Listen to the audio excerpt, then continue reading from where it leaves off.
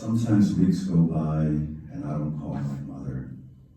Sometimes a month goes by and something on the road as I'm driving reminds me to call her.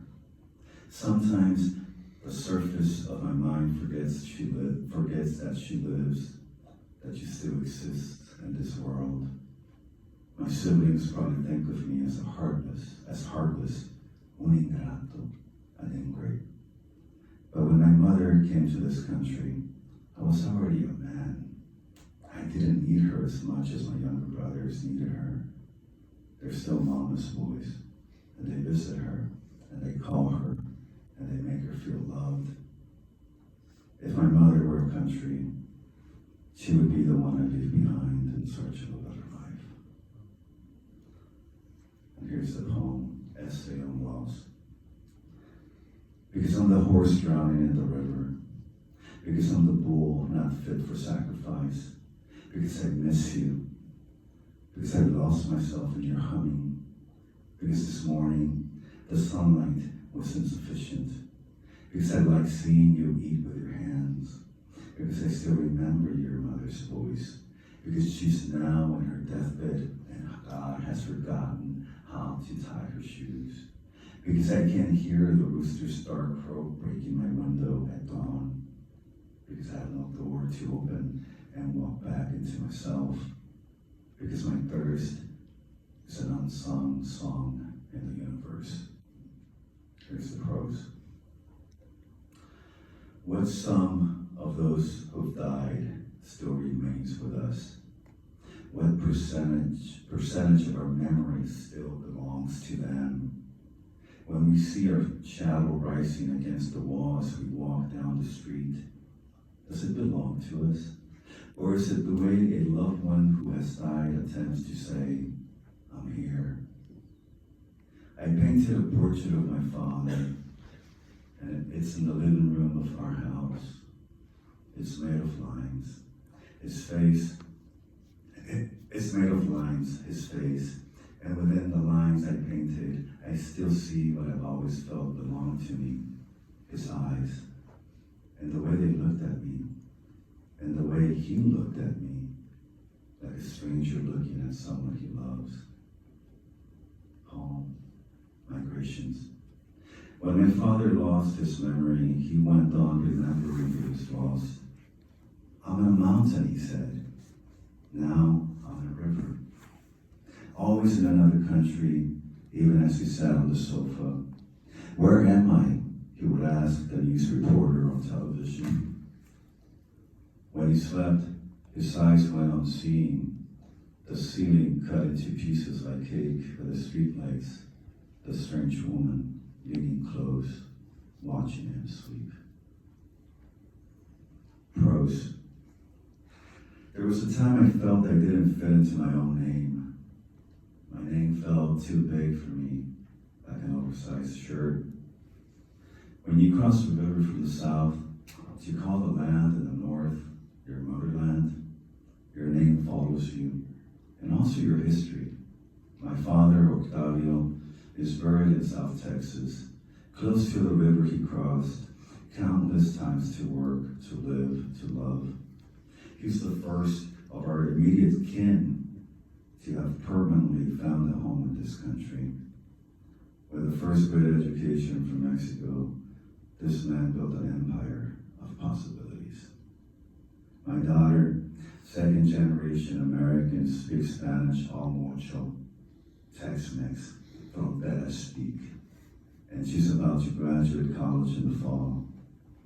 Our dead are here now.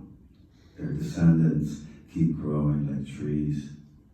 Does this mean that we have finally earned the right to truly say we belong here, in this country, in this land, in this moment? Poem. Writing a poem, it's almost like climbing a tree. I am writing and I'm thinking about what I write. I'm trying not to plagiarize myself. My mother said, "What will you do when I'm gone?" I said, "Where are you going?" She didn't answer, but I thought about how I would write this down, how I would mythologize her sentence in mine. I'm writing, and I can't help but feel I am rewriting the myth of me. With what letter does your grief begin? Have you named it? Like a pet? Like the trees baptized by the wind? Haven't been born a day after I was meant to be born. My name will never be a seed. Because of this, soon all the trees will disappear. No one will remember what a tree looked like. For now, wave goodbye from atop your crown to a past that waves you back into its arms. So that's like the great essay. There was a time I felt I didn't fit into my own name. My name felt too big for me, like an oversized shirt. When you cross the river from the south, you call the land in the north your motherland. Your name follows you, and also your history. My father, Octavio, is buried in South Texas, close to the river he crossed, countless times to work, to live, to love. He's the first of our immediate kin to have permanently found a home in this country. With the first great education from Mexico, this man built an empire of possibilities. My daughter, second generation American, speaks Spanish al mucho, Tex-Mex, from that I speak. And she's about to graduate college in the fall. Our dead are here now. Their descendants keep growing like trees. Does this mean that we have finally earned the right to truly say we belong here, in this country, in this land, in this moment? How the men in my life love me. How everything they did was for their families. And this poem, I think, speaks to that idea. It's called Hombres, in Spanish it means man, right? Translated to man. The fields vibrating with buckshot, evening like a horsetail, trailing the light's dim promise. My uncle brings home the half-open mouth of a white-tailed deer. The rest of its body follows, antlers heavy like a wooden cross. I am small, press myself against my father's legs. The massive animal on the table, someone built sturdy for times like these. Under the light bulb, lightly, gently swaying in the humid air, the men drink beer and point to the only star willing to testify on their behalf. I'm curious about death, but I've never seen the meadows where the grown men go. Never known to rub wilderness all over my arms and chest. Staring into the buck's dead eyes, I know I will be alone one day, in a field all a-tremble with evening. The dying lights bristle against my face. The torsos of the men who love me, laced with the earth's skin.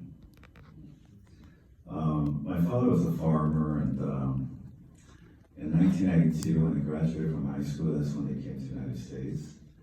And the first thing my father did when they settled here was grow a garden.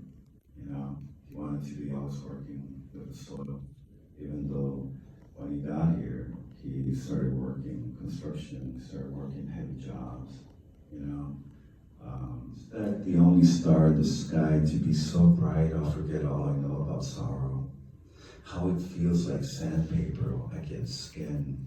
How it looks like an old woman, the old woman my mother has become. I was still a boy when I watched my father plant a fig tree in the backyard, me not knowing much about the fruit it promised, but knowing enough about the river running through my father's quiet as he dug a hole to make his offering. Ever since, I've been running in the opposite direction of hope, trying to logic my way out of God's existence. It gets tiring tunneling through time till I get close enough to see an exit, and then time begins again, but this time without the people I have loved. A day will come when my body will no longer open like a suitcase to take myself on a journey where I'll dream of never being found, where I'll dream of finding what I've lost. All this to say, the fig tree is no longer where my father blessed its seed. So I'm going to read one brand new poem, and I was telling Steve, he was telling me that he used to write criticism of films, right? And this poem is, has a reference. Has anybody seen the movie Blood Out? One person?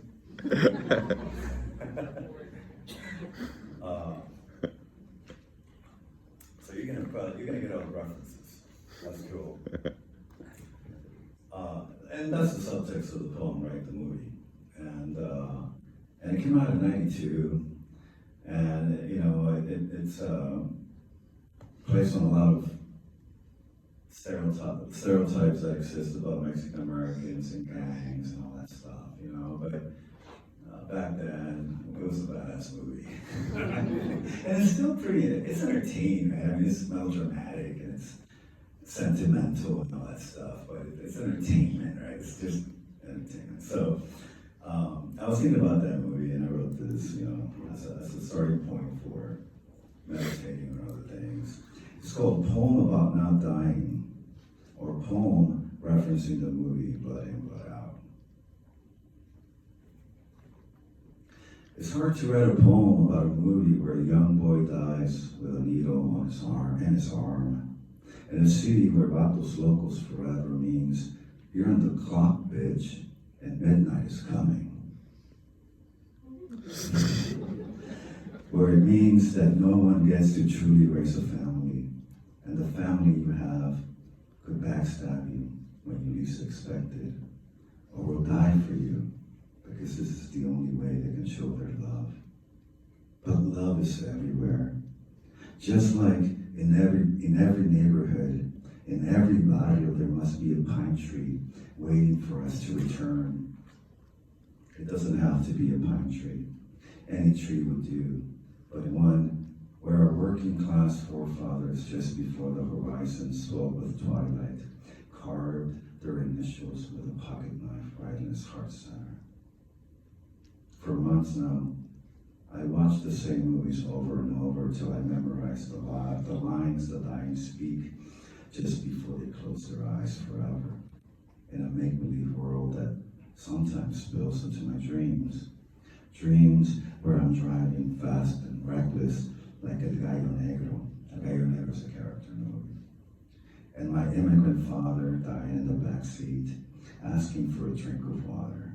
His last, he says, before his eyes close to this earth and opens them to see a world where everyone's a stranger, and words are birds whose flight no one understands. And next time you see birds, think of them as words we never say to each other, like I miss you, and I love you, and don't go.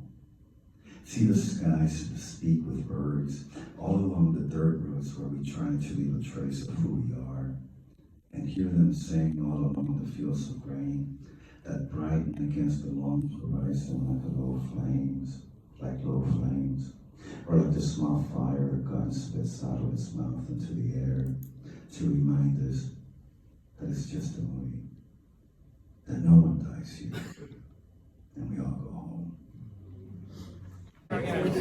Sign, and she'll be waiting for you. And then when we get the book signing finished, you're all welcome. It's important to me that I show that that's sort of what happens to, she doesn't seem crazy. Think, like the name of the drink, like the idea of a falda, which would, you know, a skirt, but it's a particular sort of Spanish skirt in the 1930s. It would be different than a different kind of skirt. And I want to make sure too that it's a word that is, you're going to be able to tell, hopefully from context clues, what it is. Like, even if you don't know what a falda is, it's something she's wearing, so you got the idea. And so I read for like 3 years, and in the interim, I got really